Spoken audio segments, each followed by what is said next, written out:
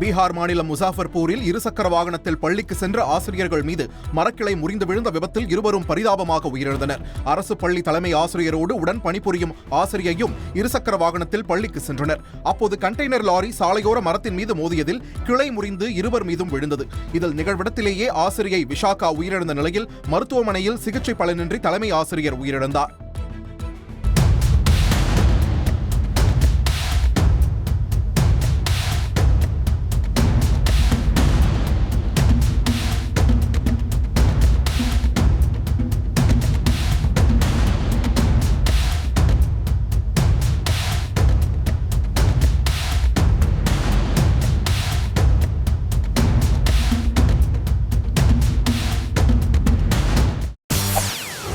செய்திகளை உடனுக்குடன் தெரிந்து கொள்ள உடனே சப்ஸ்கிரைப் பண்ணுங்க.